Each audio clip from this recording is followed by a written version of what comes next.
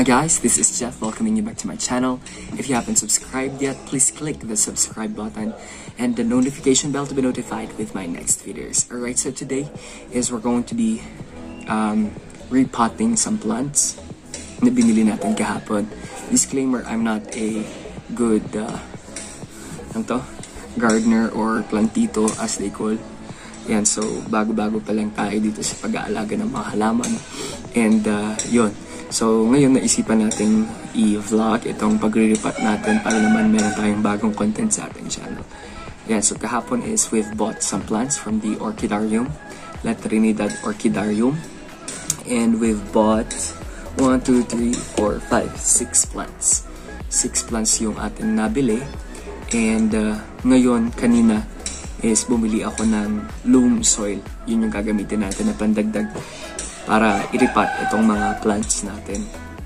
Ayan, so kahapon di ko na siya na-i-repot kasi sobrang pagod at may pinuntahan pa tayo. Kaya ngayon natin siya gagawin. So, una, meron tayo itong dalawa. This one and this one. This is blue pine, sabi ni ate na pinagbilahan ko. Sabi niya, it's blue pine and nabili ko for around 45, I think. 45 pesos, yes. This one, blue pine. Ito. Hindi kasama yung pot niya, ha. It's just this one, blue pine. And maganda siya. Hopefully, mapalaki natin. Next is ang ating black velvet. Yan, meron siyang dalawang dahon at may isang umusbong na bago. Itong black velvet natin. Yeah.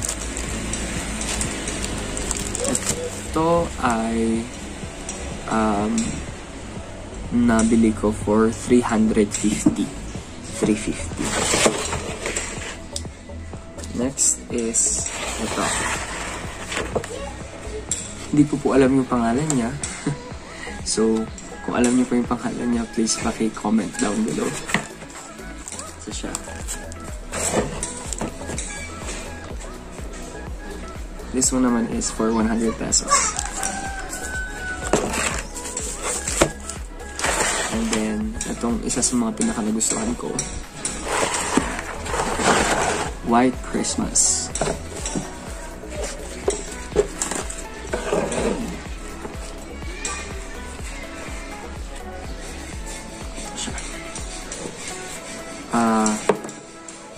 I think this one is for 250. Yeah, maganda kasi siya. Tapos ito yung ating Rosal. Rosal ba? Tama ba? Rosal. Hindi ko na maalala kung ano yung mga pangalan nila na sinabi niya. Pero hindi ko to balak bilhin. Pero sabi niya bilhin ko na. Kaya binili ko na rin. So lahat ng ito ay binili ko sa isang stall sa Orchidarium. And if you would like to know kung which stall, you can just comment down below and I can send you the details kung saan ko siya binili. And then yung ating loam soil is doon ko din binili. And I bought it for 75 pesos, I think. Yeah, 75 pesos. 7 kilos. 7 kilos siya. Okay, so let's repot na.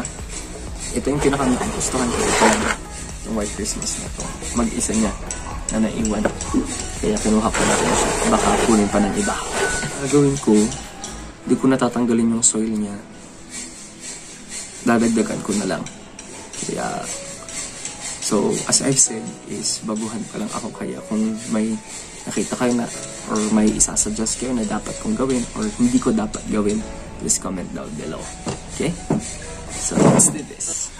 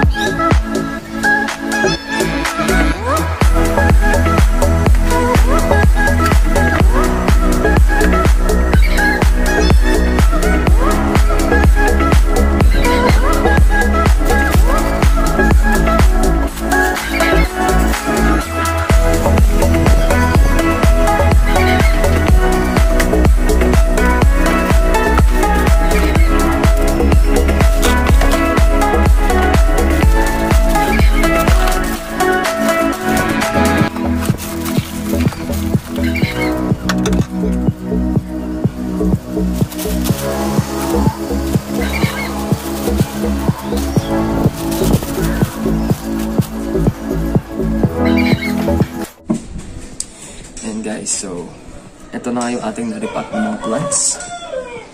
Number 1, ating dalawang blue pine, the black velvet, rosal. Ito yung isang hindi ko alam kung anong pangalan, White Christmas. Yeah. So that's it for today, guys. Thank you for watching. Please continue to support this channel. As I've said before, ay nagsisimula pa lamang tayo sa pag-aalaga ng mga halaman. So if you like this video, please continue to help me by suggesting things that I'm supposed to do and not to do when taking care of some of these plants. And so, and if you are willing to sponsor, what not? Diba? And so again, maraming salamat sa inyo. God bless us all and take care.